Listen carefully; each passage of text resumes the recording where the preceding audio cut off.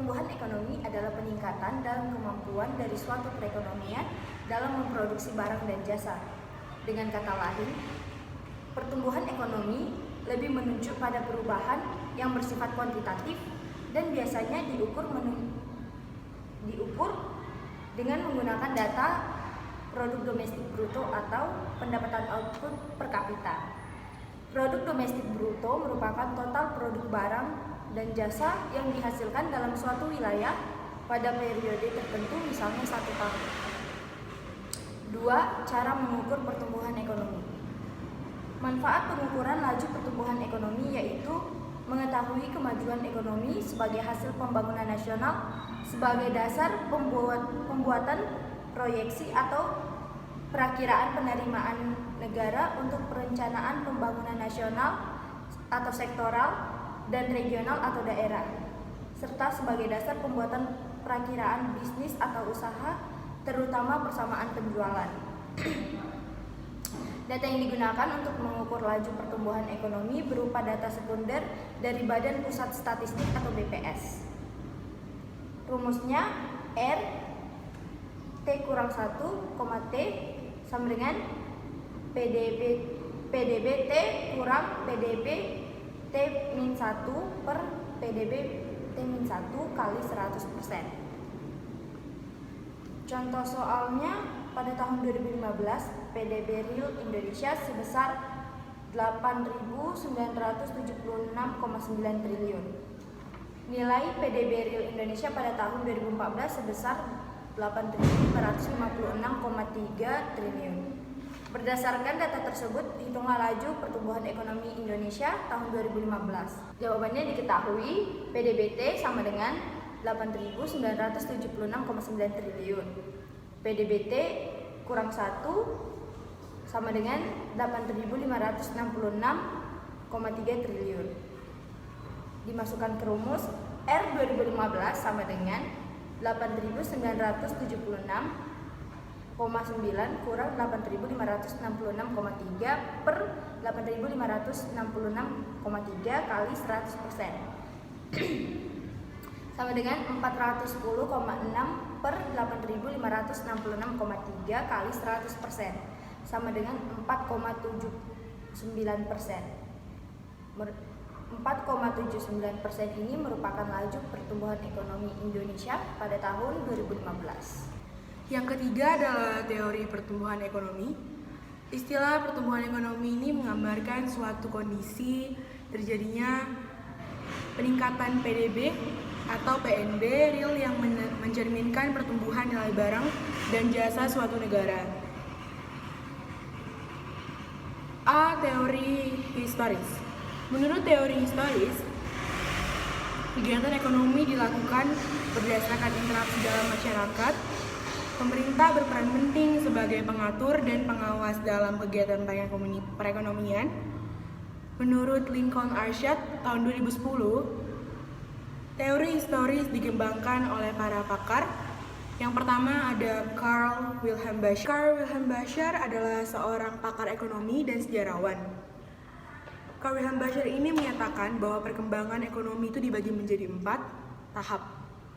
Yang pertama ada produksi untuk kebutuhan sendiri ataupun rumah tangga tertutup. Yang kedua perekonomian sebagai perluasan pertukaran produk di pasar atau rumah tangga kota. Yang ketiga ada perekonomian nasional, peran perdagangan semakin penting atau rumah tangga negara. Yang keempat ada kegiatan perdagangan yang telah meluas melintasi batas negara ataupun rumah tangga dunia. Yang kedua ada Walt Whitman Rostow. Walt Whitman Rostow adalah pakar ekonomi dan politik Amerika Serikat.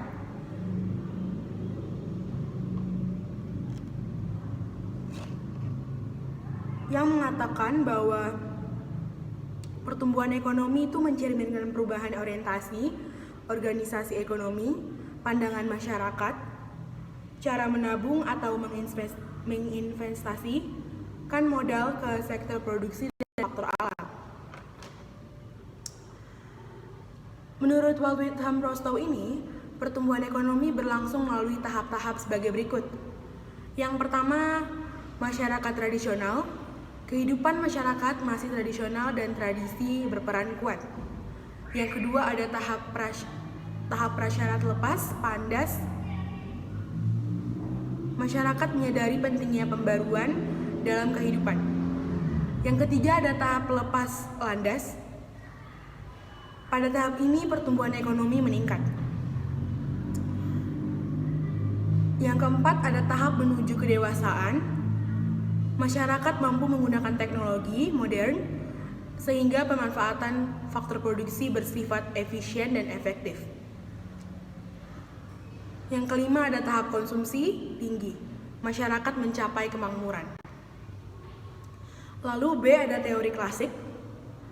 Para pakar ekonomi klasik menyatakan bahwa pertumbuhan ekonomi dipengaruhi 4 faktor, yaitu jumlah penduduk, stok barang modal, luas tanah, dan kekayaan alam, serta kemajuan teknologi. Adapun tokoh ekonomi klasik yang berperan besar dalam aliran klasik sebagai berikut. Yang pertama ada Adam Smith, yang menyatakan bahwa cara menganalisis pertumbuhan ekonomi melalui 2 faktor, yaitu pertumbuhan output total, faktor pertumbuhan penduduk. Yang kedua ada David Ricardo. David Ricardo ini menyatakan bahwa pertumbuhan penduduk yang terus meningkat dan menyebabkan jumlah tenaga kerja melimpah. C. Ada teori neoklasik. Pakar yang dikenal dengan teori neoklasik antara lain Robert Solow dan Joseph A. Carpenter, serta F.Z. Domar dan Sir Ralph F. Harrod.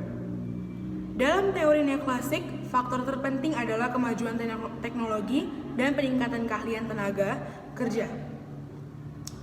Yang terakhir ada D, teori transformasi struktural. Teori transformasi struktural memfokuskan pada upaya yang mendorong negara miskin dan berkembang, mengubah struktur ekonomi untuk meningkatkan pertumbuhan. Ekonomi menurut Lewis, suatu negara akan mengalami pertumbuhan ekonomi jika terjadi transformasi struktur ekonomi. Perbedaan pembangunan ekonomi dan pertumbuhan ekonomi. Banyak orang keliru yang mengartikan pembangunan ekonomi dan pertumbuhan ekonomi. Keduanya memang sama-sama berperan dalam mewujudkan Indonesia yang maju.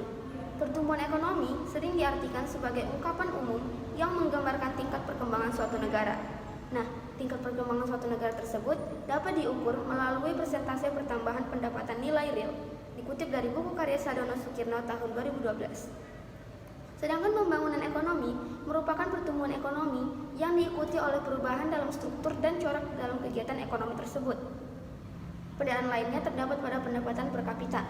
Pada pembangunan ekonomi, pendapatan per kapitanya terus meningkat, sedangkan